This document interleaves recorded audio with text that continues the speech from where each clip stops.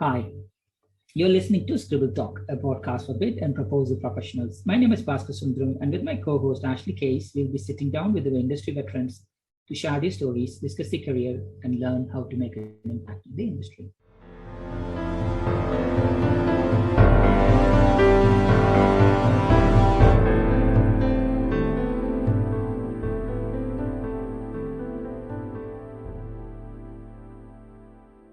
Today's guest is Sakina Basha. Sakina has been a fundamentalist in the bid and proposal management field for well over 20 years, starting from inception with the pilot team of just 4 people, developed what is still very much existing today. The very first bid office she developed is still one of South Africa's biggest revolutionary ICT companies back in 2003. Sakina has earned several accolades from Chief Exec Professional Excellence Awards to a few long service awards. She won the Top Achiever Innovation Award while successfully leading her team during Management Leadership and Development Program in 2016 through GIBS. She also represents women in leadership forums to increase business awareness and transformational thought leadership. Sakina is a leader of change, adopting process improvements, digital systems, software, and tools used to engage teams and individuals to develop a fully functional and practical bid and proposal management system in matrixed organizations, all while managing complex, large-scale projects in excess of $75 million. She's an avid entrepreneur, managing her first business side hustle for over 10 years, while working and further co-owns 2 other non-profit businesses. Wow, that's a lot, Sakina. Welcome to Scribble Talk. Thank you, Basha, and the rest of the Scribble Talk team for hosting me today. It's finally great to catch up.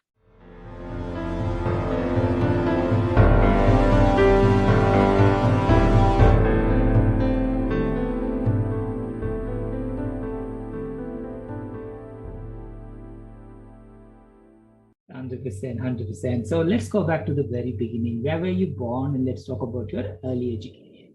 So I was born in South Africa in 1976. I'm the 5th born out of 9 siblings. That's 1 sister and 7 brothers, of which 1 is late. And we're all split between 2 sets of parents. So I'm sure you can imagine how creative my childhood had to be to navigate complexity from a young age.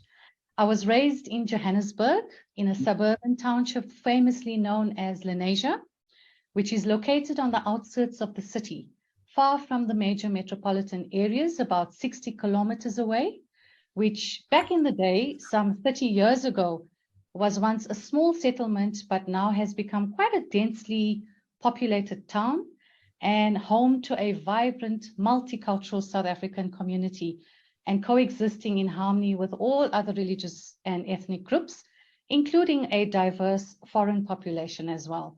Now, if you take a quick sneak peek into South Africa's social and geopolitical past, especially under the regime of apartheid between 1948 right up until 1994, Lenasia was formerly one of the many settlement areas for people of Indian descent, and from when the first Indian settlers arrived to the country as indentured laborers some 150 years ago. The Group Areas Act, established in the late 1950s, placed non-white people into semi-urban areas and racially grouped them according to Black, Indian, and Coloreds. And to put it bluntly, the purpose of the act was to curb movement and population influx by controlling access of these racial groups into the major metropolitan areas around Johannesburg during this formidable period. And if you were a non-white kid like me, born and raised between 1970 up until the late 90s, just before Y2K, this formed the basis of your childhood grounding and upbringing. So Lenasia was home to where I completed my primary, secondary, and tertiary schooling.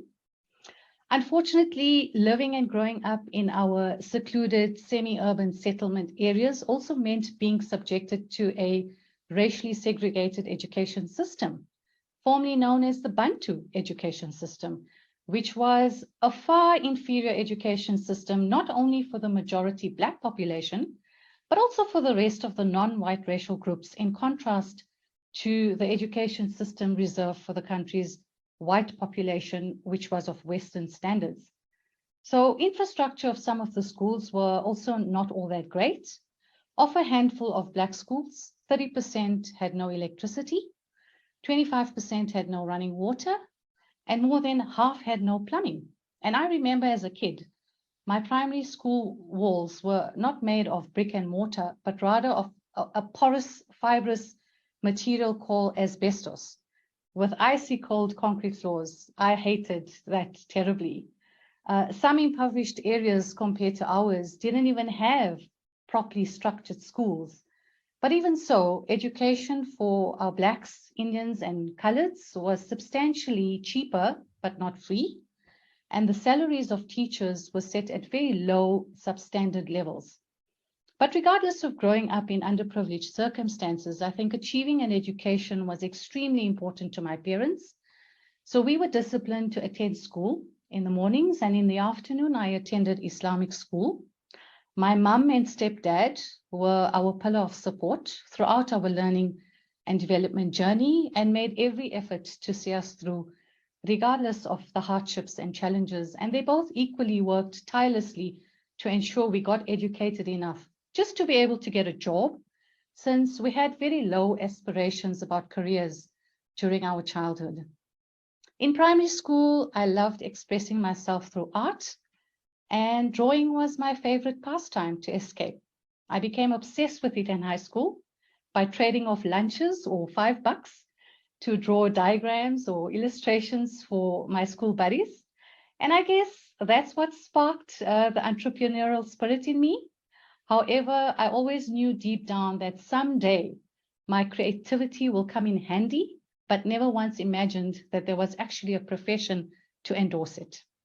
Secondary schooling was tough, especially standard 9 and 10, because I lost a sibling, one of my brothers who was 1 year older than me, and my best friend who I was very close to, just as he started matric. And I didn't realize the sudden scale and magnitude of the emotional trauma it would have on my family, especially my mum. But my siblings and I eventually found our own unique ways to adapt and push through the grief. I almost didn't make it through matric the next year as a result of the immense sorrow that overpowered me. But his memory lived on in me, and I tried filling that void by burying myself in my books and attending study groups to help me cope mentally, so I could just make it through the last 2 years of schooling. So 1994 was the ray of hope for me and my family, and both the year I matriculated, thankfully. And it was also a momentous historical turning point for South Africa, with the first and newly appointed Black president who was about to transform the South Africa's trajectory. This change brought a lot of hope and courage in me. And even though I was anxious, I was still determined nonetheless to further my education and build my own future. I remember the sound advice my brother gave me. And whilst he always had a dream to attend tertiary college to do engineering, I turned his dream into a reality. So with hopes on my sleeves and a penny for my dreams, I was ready to explore the outer limits, especially when I got accepted at Witwatersrand Technikon to complete my first year in graphic design. And at that time, 1995, I was the only Indian female in my class out of 30 white students and 1 Black student. The first year, though, was grueling, I must admit. The change and the mental pressure was huge. From being alienated from my entire childhood, I was suddenly exposed to an unfamiliar world that existed beyond the confines of my hometown, facing a Western standard curriculum, competing with kids who had a far better education grounding compared to me, and in one of the country's top national colleges. That said, I found ways to cope. My mom used up her savings from her home cooking and baking business, and I took a student loan and a weekend job to pay my way. I completed my first year, and shortly after, landed my first intern job in 1996.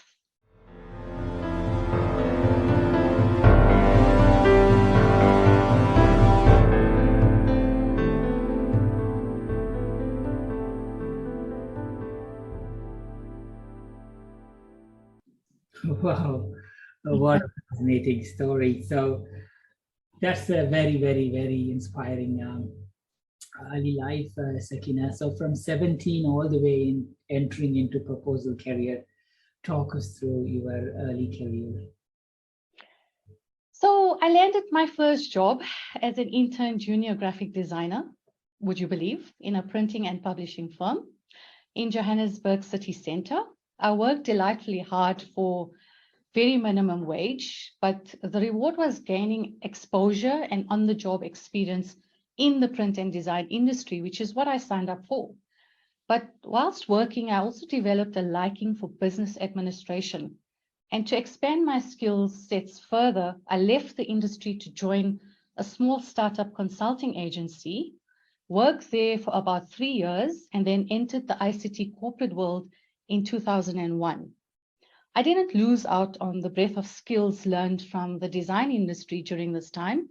And because creativity and art is my sustenance, I continued to incorporate that creative element in my work and in whatever profession I undertook after that. The proposal world wasn't all that established. I think it was destiny, Bhaskar. I think bid and proposal management found me while I was working my way across corporate. So by 2003, working at a large ICT company as a support specialist, I'd already explored various business functions, from sales through projects and finance. And then I was presented with a very peculiar opportunity to join a small team to formalize a way to manage tenders. And without realizing, this was to become one of the most incredible central business functions in the company, which many individuals desire to work in, to develop their skills in this practice, and pretty much successfully running still today. At that point, I knew nothing about tenders or the rabbit hole I was about to jump into. But what sparked my interest was the opportunity to marry all of my business skills I gained, including my designing skills. And after accepting a role as a bid quality specialist, the carrot dropped and the rest was history in the making. The initial scope of my role was designing high impact, professional looking corporate collateral to support the final tender submission, especially proposals in Word, and further develop templates with built-in styles to make proposal formatting simple and efficient. I also designed the overall packaging of the tender to match both the client's and the company's branding standards. In South Africa, to this day, majority private and public tenders are still submitted in physical format. So to create that sustainable brand experience, I creatively found ways to make the quality part of the process fun, exciting, and persuasively appealing. It was the best 7 years of my bid and proposal management career. I was thriving and innovating in this white space, so to say. As the team, we discovered new talents, whilst fixing mistakes as opportunities presented themselves to grow our skill sets, until we became the masters of our own destiny. And in 2010, I took on my next greatest challenge, took the plunge, and became a bid and proposal manager officially for the company's subsidiary division. That's brilliant. And you not only enjoyed your work, you also went on to get a lot more awards. Talk us through the awards that you received and also how those awards motivated you to do more and more in your proposal career? So, I mean, back in 2003, there was no framework, Bhaskar. So, I mean, we had to make it what it needed to be eventually 20 years on. So the company thankfully had a reward scheme. So for every proposal effort or for everything you did great, you know, they would reward you for the values in which you sort of submitted things to their standard or level. So, I mean, in this 18-year journey, I must admit I had my fair share of highs and lows, and just observing how I've had to flex to meet every obstacle along the way, be it good or bad, is as resilient one needs to become in order to master the various disciplines of this practice, being proud of those accomplishments regardless, and most importantly, applying and sharing the lessons learned to avoid repeating patterns that can work to your detriment. So the best, I think, moment which earned me the CEO Excellence Award was the proposal effort we did for a tender in a foreign country for the first time, which was in the Middle East in Bahrain, which is situated on the Persian Gulf between Saudi Arabia and Qatar in 2008. Disclaimer note, completely unaware of the environmental risks. This was in the midst of summer, in extreme heats and humid conditions, where one can barely breathe or enjoy the climate being outside. Not the ideal time, but in this profession, we've learned if you insist on perfect timing, it will only prove you futile. So even though we fussed about it, but we had to make do with the limits which were beyond our control. It was a tender for one of the largest oil companies. I was still serving as a bid quality specialist, and together with the leading bid manager, we set up a bid center at the hotel where we were based in one of their largest conference rooms. We spent approximately 2.5 weeks working tirelessly, flat out to the bone, to complete one of the biggest printed submissions never imagined. I was responsible for the formatting, copy editing, printing, consolidating, and final packaging. So just to give you a rough idea, one fully printed submission was split into separate sections and parts, which made up 10 files. So there were about 7 submissions in total, which equal to about 70 files of information we had to review, approve, copy edit, print, punch, bind, and package the final into each separately designed boxes. It was insane. I mean, I had beautifully designed high gloss metal arch lever files with the client's logo embossed onto it, and designed the boxes, shipped them from SA weeks before, prearranged the rest of the supplies and logistics locally with the account manager, and was hoping for no hiccups. I arrived after an exhausting 12-hour flight, and tired out of my skull, I went up to the conference room to check if all of our equipment and supplies were ready to start the next day, and much to my surprise, discovered that there wasn't enough paper, the printer toners were not calibrated to match the correct brand colors, and there wasn't a guillotine or proper binding equipment in sight. This meant, firstly, getting a printer technician out early in the morning, driving around town to find a stationery store to bind the final copies, and a backup print shop, which added double hours into our planning capacity. What immediately felt like a Rocky Horror show unfolding before my eyes at 12 midnight turned out to be one of the most impossible tender missions on earth successfully achieved. Of course, I couldn't have mentally or emotionally coped or done all of this on my own. It was a phenomenal team effort from all involved. Even the CEO himself flew in from SA, supported and cheered our efforts on. Altogether, we worked approximately 200 hours overtime over 14 days, double shift during the 2.5 weeks, and over their weekend and hours. It was an epic, momentous moment, but I wasn't eager to push myself in that manner ever again. The big lesson learned out of all, requesting to submit tenders in electronic copies are the way of the first world to save costs. And I mean, this out of many set the precedence of the capacity in which we as a team worked and drove teams within the organizations to deliver on, the client's expectations. And I mean, it just grew from there. I was the one that people would turn to, or the bird quality specialist that the CEO would say, you know, work with Sakina, she's got the experience. And so that's how the accolades and that built over the years, and it just grew from there.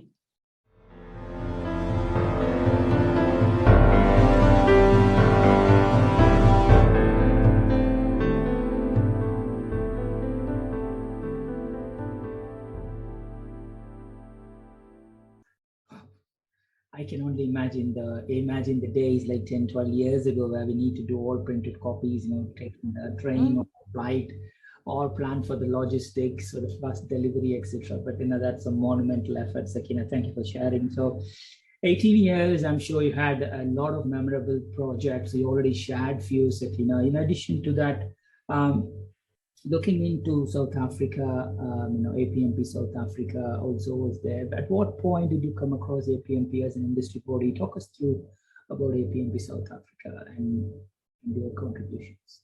So I officially joined in 2019 after I was persuaded by a work colleague who suggested to take the foundation course and revisit both APMP and Shipley frameworks, since we were both part of a project to formalize the bid process framework according to these best practices. And this was around my time at the previous company I worked at between 2019 and 2021. I then reached out to Enfold, which is the ATO for South Africa, and Larissa, whom you know very well. She took me through the course and I completed my foundational certificate. Prior to that, APMP South Africa chapter was still establishing itself around 2008. However, 2010 was when we were given an introductory course by Sandy Pullinger at the time. Though I didn't get to meet her personally, but an ex-manager at the time who attended the workshop filtered down the concepts to us so that we could re-establish and fine-tune our internal bid management framework and processes to align to some of the recorded industry-led best practices at that time. Nice. Thank you for sharing. Second, in addition to working in your proposal field, as you rightly said, you've also been an entrepreneur all along from your school days. Talk us through the two charities that you co-founded and also related entrepreneurial ventures. Wow, it's quite a journey. I mean, what made, I think it wasn't easy to begin with. I started my businesses at a very, very early age, around just before that, obviously because to earn an additional income. But there were a few businesses that I managed to build along the way whilst I still work, and some of them I still have. So I started off with managing my own cake business over 10 years between 2002 to 2013. And this happened by watching my mum as a kid prepare delicious meals and charities for her family and friends in the neighborhood. I learned to wield off her traditional cooking and baking skills, which I managed to turn into a successful side business for myself, which lasted during that time, and also was involved in a lot of charitable events in and around the town to help promote and to help other businesses grow as well in the field, and by teaching and transferring my skills to youth that wanted to learn in this field. So anything from cooking, baking, cake making, cake craft, it's called sugar craft, where you learn to use icing to create beautiful flowers or edible things and items. And then the other was the digital design and brand marketing side, which I took my skills from graphic designing. So I never gave up my knowledge in this field and harnessed it to create many stunning logos and branding concepts for small businesses over the years, who obviously can't afford, really expensive branding marketing strategies and by huge companies and large companies. And this has got to be one of the most rewarding parts of my creative journey and process. And then also I dabbled a little bit in fitness, health, and skincare, another passion of mine, which I also started or turned into a business to target specific skin and body conditions. So I left corporate during a very, very short period between 2016 up until 2019 to officially start a fully fledged managed business together with my hubby. And it was an opportunity for me to just take a breather. There were personal things that I needed to also reach in my life, or goals that I wanted to achieve. And the only way I, decided that I was going to achieve this is by just stepping away from corporate, because let's face it, a bid manager's or proposal manager's job is really, really busy, and you spend immense amount of time, trying to manage just your job as it is. So I took a step away, started this business, and it's gone on to better investments. And then I came back in 2019, I think around June. I really missed the corporate energy and vibe. So I came back to corporate and I just picked up from where I left off. Nice. It's good that you experimented a little bit more about what works for you, both in the professional career and also entrepreneur. Now you're back to corporate and you're mixing with training. That's so nice. That's so nice. I thoroughly enjoyed that. So thank you for sharing. So we have talked a lot about your early life career, proposals, graphics, entrepreneurial, and now charities also. So let's wind down a little bit. Sakina, talk us through 3 things not many people know about you. Ooh, this is interesting. Let me think. So I love fast and classic cars. 2 of my favorite classics are the Shelby AC Cobra 427, blue with white stripes, and the 1962 C1 Corvette Cabriolet. The character Harvey Specter from the series Suits spins around in the city with it. I think owning a fast car was one of my aspirations, and I had the privilege of owning a Mercedes-Benz SLK 200 convertible a few years back, though it didn't match my 2 favorites, but it was close enough. The second is my avid obsession with arcade games growing up between the 80s and 90s. As a kid, I would spend the evenings and on weekends at the corner shop, which had an arcade game kiosk. Playing arcade games were another escape for me. My favorite games were Pac-Man, Mario Brothers, Battlestar Galactica, Popeye, Donkey Kong, and Rally X. And I also loved the good old conventional pinball machines. The third one, I'm fascinated by children's storybooks, and I hope to illustrate some of my own editions someday in the future. Like this should be a shocker to everyone. Starting with fast cars to arcade games to illustrating. Illustration, I could have guessed it, but the first I wasn't expecting. It's always a shocker, trust me. And that's very good. It's very good. Even I didn't realize you can go to the thing of specifically mentioning the classic cars and the fast cars that you like, because I don't drive. I stopped driving. So you are totally opposite to me there. So that's good. So look, I must admit I've outgrown it, because it's not about being fast now. It's about being safe. And I think as you age, you wind down. And I've become more of a 4x4, trenching through the bush kind of person. So I'm loving the 4x4s now.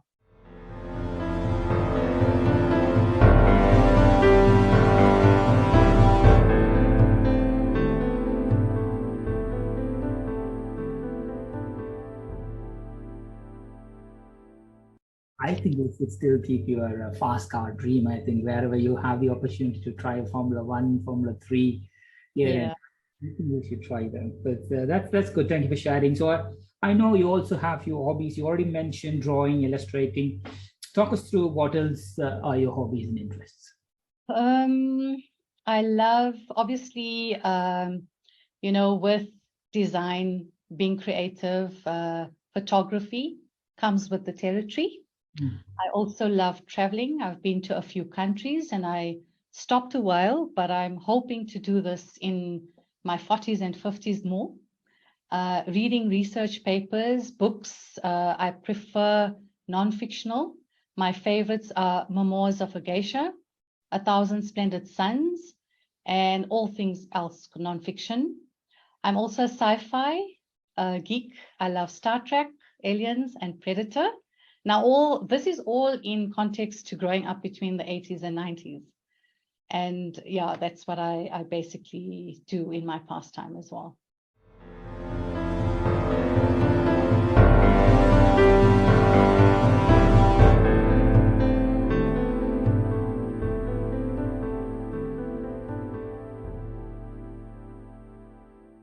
Wow, that's good. Thank you for sharing. So let's officially enter the surprise random rapid fire question round in honor of our nut. We call it the Nutters round. There is no right or wrong answer question. Any random topic. Just don't think too much. Just go with the flow. So question number one. Let's start with some basics. What do you normally eat for breakfast? Yogurt and cereal. Yogurt with fruit and cereal. Oh, really? That's very healthy.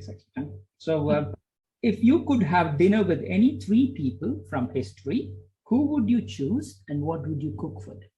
Vincent van Gogh, my late brother, and my late dad, biological dad. So I would cook them up a storm of my favorite traditional dishes because my palate is very, very limited to strictly halal. So I tend to do a lot of fusion cooking. I love Italian, so I would do a beautiful pasta, spaghetti bolognese. I'm sure Vincent van Gogh would love that. I would do a combination of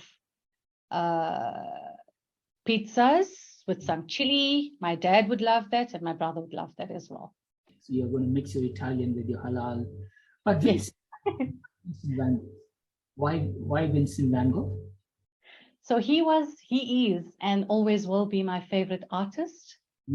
Post-impressionism is my favorite painting technique. And I do a lot of abstract, very similar to that technique.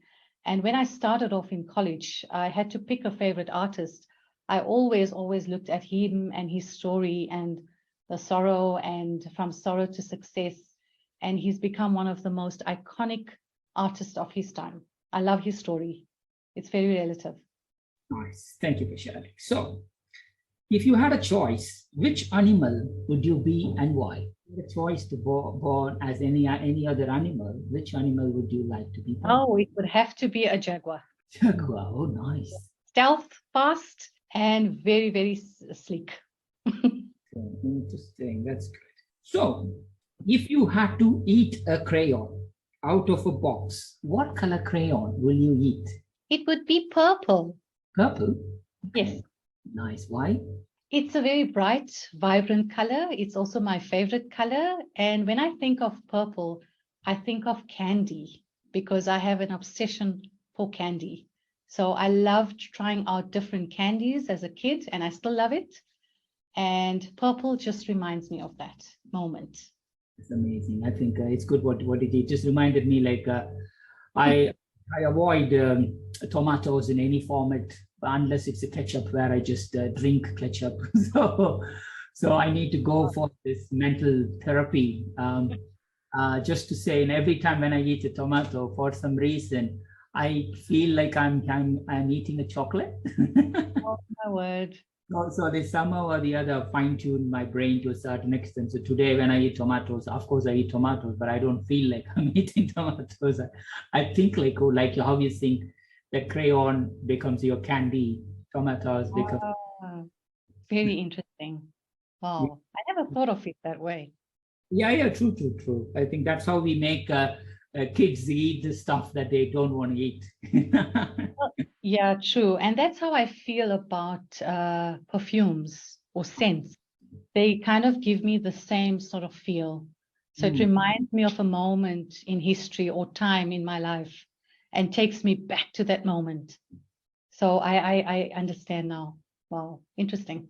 Yes. So if you have to choose the best year of your life so far, which year would you choose and why? It would be the year I started the profession. Like I said, it was the best year. It was the year I could actually be myself and have the freedom to express myself within the confines of something we were creating. It was a white space. So that would have to be the best time in my career. Nice. So what's the nickname that your friends have given you, and does it mean? Oh gosh, I mean, there's so many. So at work, I was called Sticky Bean because I was very stick thin, and it just latched on. And as a result, I started my business. My cake business was called Sticky Bean Creations. And then because my name was unfamiliar to certain people to pronounce, they used to use the first 4 letters called Saki. So you must understand that Saki is also a derivative of a Greek name. So that was hard because I was called Saki. And the CEO at the time was also Saki Masaikos. So that was confusing. And then my family tends to call me by the first 3 letters, which is Saks, S-A-K-S. So I know there's a fashion brand somewhere in Europe called Saks. So I prefer that. That sounds cool. That's interesting. Saki. My eldest is called Sakina. So. Oh wow! Or the first 3 letters, S-A-K-I. S-A-K-I-Y-A. Yeah, it's Sakina is. Okay, so he's a Y and I'm an N. Sakina is. And Sakina, amazing. So what does Sakina mean? Sakina is Buddha's name. It stands for unconditional love. Wow, that's interesting. So Sakina is a Persian name, Arabic name, that means peace and tranquility. Or Sukoon. Sukoon in Hindi, that's a derivative of Sakina. Okay, interesting. That's good. So you have traveled to a few places. What's the most interesting place that you have been to? So I've traveled to my first journey, I think, has got to be the most epic, which was to Saudi Arabia for pilgrimage. I did my first Umrah being in my teens. So it was an eye-opener. It was very spiritually uplifting, and it was something that I really needed and happened at the right time in my life. And then through that, I went through Istanbul. So I took a connecting flight via Istanbul. So I got to experience Turkey. And then after long after that, well into my career, my personal life, I've been to Dubai. I've also been to London. Nice. That's great. So what's the best compliment you have ever received? Wow. I think it's got to do with my artistic flair and talent, because it's, like I said, that creativity is part of me. It's part of my sustenance. So a lot of people, once they get to know me, I'm quite an open book. They see that coming through. So I'm always commended for my artistic flair and talent and how I fuse that or incorporate that into work to make it fun, to make it more persuasive, to make it compelling. And it kind of like spreads that spirit amongst the team. So people feel excited. They feel something fun to do when they work with me, because we work with like really tedious processes. So I have a really fun and funky side that I bring out through that. And I'm always commended on the artistic side of myself. That's nice. That's good. Your 10-year-old self suddenly came back to life and tells you, Sakina, standing next to you, what do you think she will tell you? I think, living the way I did, since I always felt that my life fast-tracked in a blink of an eye, before I could take a step back, enjoy the moments and soak up the experiences until the next challenge. So I would start off by knowing how, or telling myself not to be too hasty or hard on myself, because life will give you opportunity to learn and grow regardless. And however, you need to be prepared for a thing called curveballs, most of which what I've experienced throughout my career and life, such as loss, failure, rejection, disappointment, or even success. And by learning to practice self-compassion, which I seldom gave time for myself at the start of my journey. And if there's ever any kid out there that needs that self-compassion, Mm. that needs to be taught that, I would definitely take on that challenge and say, you know what, Bhaskar, or if you were my mentor or uncle or someone close to me, I'd say, you know, teach me self-compassion because it's going to help me. So do you drink tea or coffee? Oh, tea, love tea. It's my medicine. Okay, so if you could either never have a tea or a candy again, which one would you choose?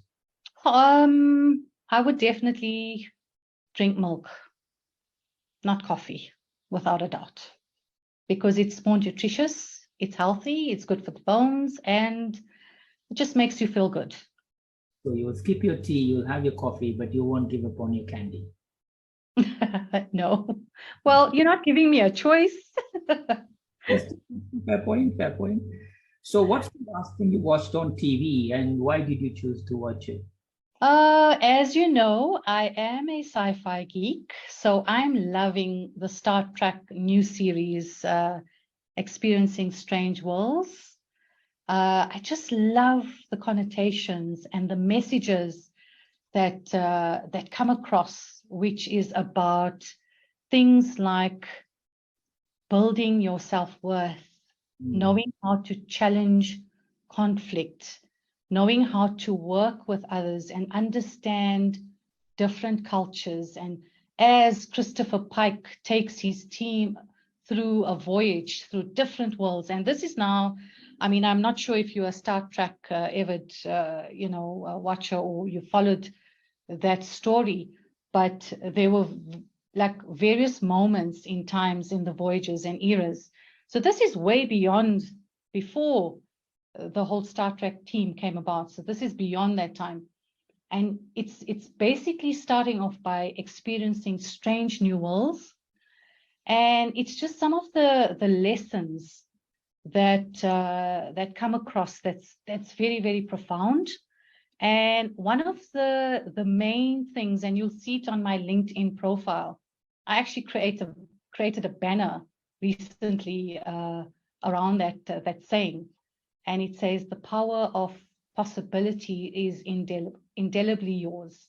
It's a comment by Captain Christopher Pike, where he's discovering these strange new worlds. So the possibility is there, it's yours, and it's for the taking. It's up to you how you decide you want to take this voyage. That's a big social message from Star Trek. I mean, like, you're not only using it as a pastime, you are taking some important life lessons from Star Trek. I'm sure there are many Star Trek listeners who will be nodding heavily for this.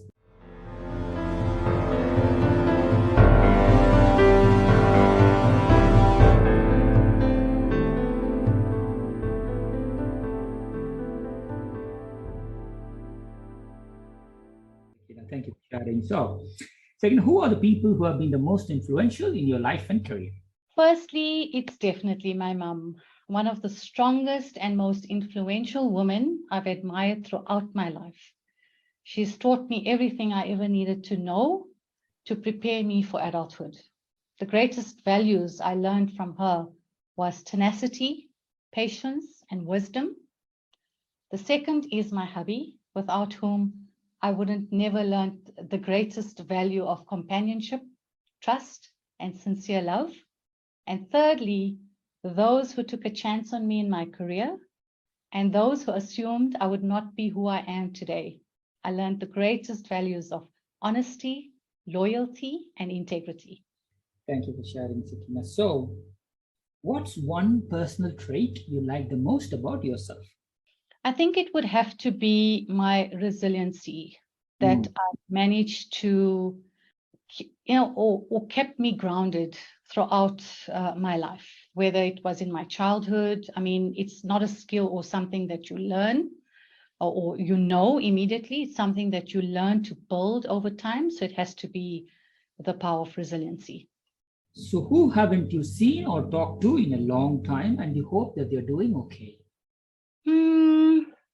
Definitely one of my colleagues. I wouldn't mention the name, but hoping they're out there doing their best and from everything that they've learned from me and hoping that they're thriving. Nice. Whoever that person is, Sakina, passing you a love and wish.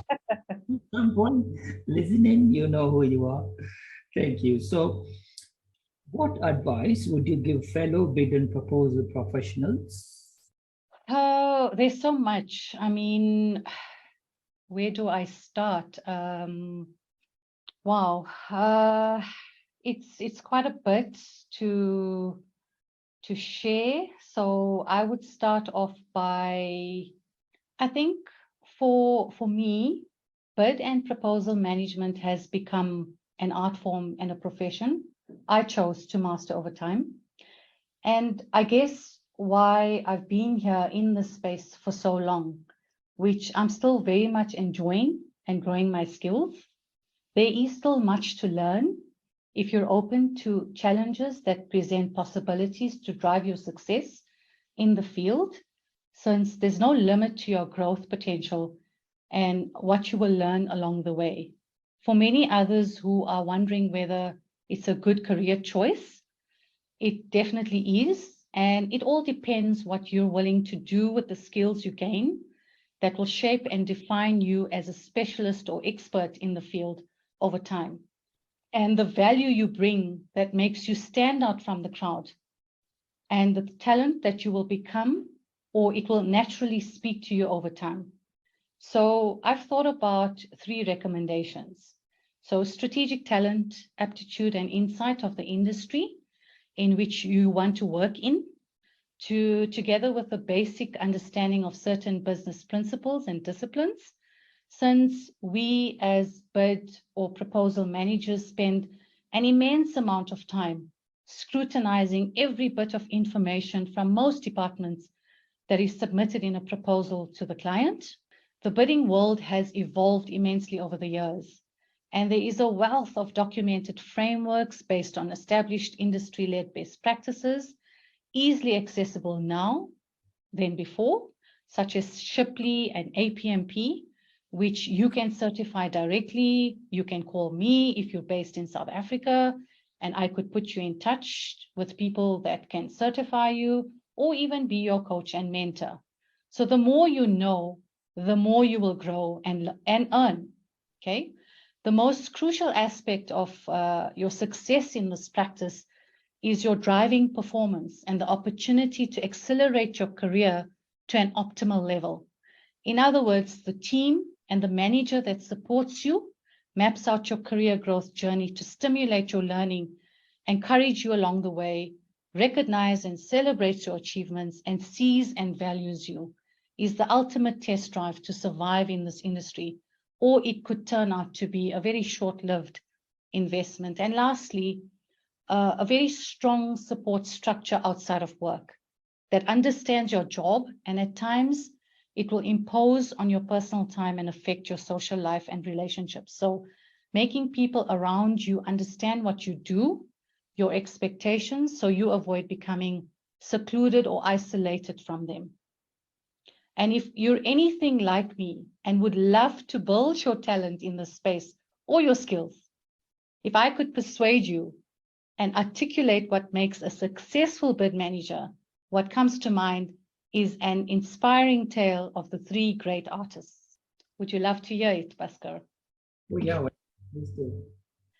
So in a kingdom far away, there was once 3 great artists, all of them renowned for their perfection in painting.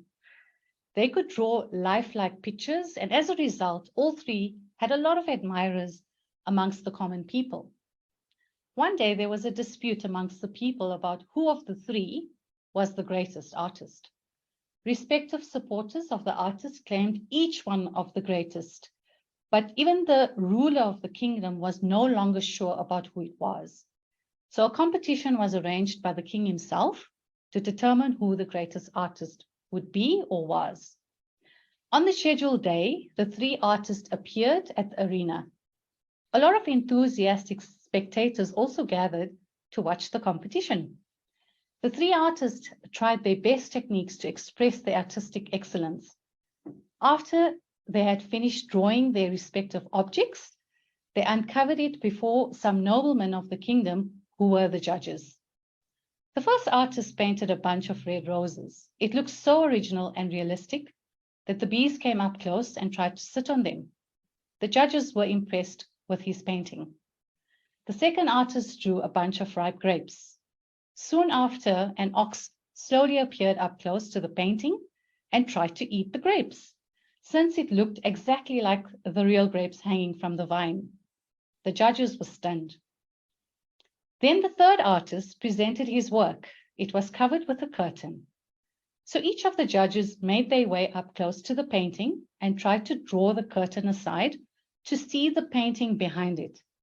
But to their utter astonishment, they found that the curtain itself was the very work of art. So in summary, the first artist could befool some insects, the second could befool an animal, but the third could befool the wise judges. So the third artist was unanimously adjudged to be the winner of the competition.